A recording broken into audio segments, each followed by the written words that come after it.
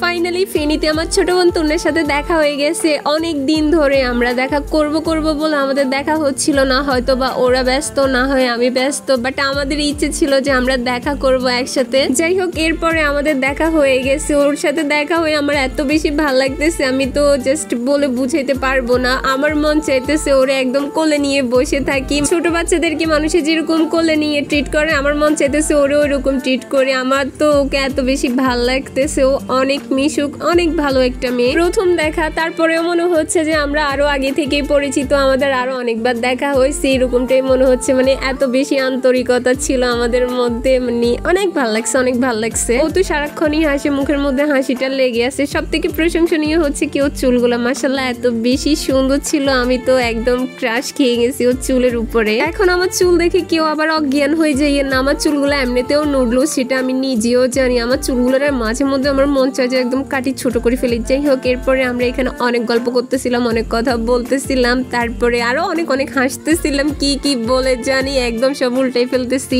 আমি এর তুলনা দেখা করতে আসছি, বাট আমাদের সাথে রাজু নামের একটা ছেলে কোত্থেকে উড়ে আসে, জুড়ে বসছে এখানে, আসে আমাদের সাথে অনেক কথা বলতেছিল। আমরা তো একদম পাত্তাই দিচ্ছিলাম না তাকে। তো এখন একটা কথা বলি, আসলে মানুষ মন থেকে যা চায় তাই হয়ে যায় আর কি। আমার মাঝে মধ্যে মন চাইতো যে তুনার সাথে একটা মিট হইলে ভালো হবে, বা ওর সাথে কথা বলতে পারলে ভালো হবে। তো আমার তো এমনিতেই ফেসবুকের মেসেজ অপশন গুলো অফ, টিকটকের মেসেজ অপশন অফ, আমি নিজে থেকে এগুলো অফ রাখি, কারোর সাথে কথা হয় না। বাট এক সময় হয়েছিল কি, আমার টিকটকের মেসেজ অপশনটা অন ছিল, তখন ওরা আমাকে নক করছে। আমি তো একদম বিশ্বাসই করতে পারতেছিলাম না, আমি মন থেকে চাইছিলাম যে ওদের সাথে একবার কথা হইলে ভালো হবে, ওইটাই কিন্তু সত্যি হয়ে গেছে। তো আমার কাছে মোটামুটি তুনাকে ভালোই লাগতো, তো ওর ভিডিওগুলো মাঝে মধ্যে আমার দেখা হইতো। মোট কথা হচ্ছে, আমি ফেনী জেলার প্রতিটা মানুষকে অনেক বেশি সম্মান করি, অনেক বেশি ভালোবাসি, সবাইকে আমার মন থেকে অনেক বেশি আন্তরিকতায়, সেইটা কেন জানি না। তো অনেক কন্টেন্ট ক্রিয়েটর আছে আমাদের ফেনী জেলার, অনেক টিকটকার আছে, ইউটিউবার আছে কিনা আমি সেটা এখনো বলতে পারতেছি না। তবে যারা কন্টেন্ট তৈরি করে বা যারা টিকটক করে পরিচিত আছে, অনেকের ভিডিও আমার দেখা হয়, এর মধ্যে অনেকেই কিন্তু আমার প্রিয়। তো ওদের সবাইকে কিন্তু আমি মন থেকে সত্যি অনেক বেশি পছন্দ করে থাকি, যদিও নামগুলো এখন এখানে আমি বলতেছি না, কিন্তু মন থেকে ওদের জন্য ভালো লাগাটা কাজ করে, ভালো লাগে। তার মধ্যে তুনাও একজন ছিল, কিন্তু ওর সাথে আমার দেখা হয়ে গেছে, এই জন্য তো আমার অনেক বেশি ভালো লাগতেছে, আমি অনেক বেশি খুশি। তো মানে ওর সাথে কথা বলার পরে কিন্তু আমি বুঝতে পারলাম যে ওর মন মানসিকতা অনেক বেশি ভালো। আসলে মানুষের মনটাই হয়েছে আসল, তাই না? মানুষের উপরে সৌন্দর্যটা দিয়ে কি হয়, যদি মন মানসিকতাই খারাপ থাকে, মনটাই ভালো না হয়। আমার কাছে বাহ্যিক সৌন্দর্যের চাইতেও বিতর্কিত সৌন্দর্যের প্রাধান্যটা একটু বেশিই থাকে, কারণ যার মন সুন্দর সে প্রকৃতপক্ষে ভালো মানুষ, সুন্দর মানুষ। এখানে ও টিকটক করতেছে, আর ও কিভাবে টিকটক করে সেটা আমি দেখতেছিলাম, যদিও টিকটকের প্রতি আমার তেমন কোনো আইডিয়া নাই। আমি এমনিতে ফেসবুকের মধ্যে ভিডিও যেগুলা দিই, টিকটকের মধ্যে ভিডিও ওইগুলা দিয়ে দিই, বা ইউটিউবের মধ্যে ওইগুলা দিয়ে দিই, কিন্তু এ থেকে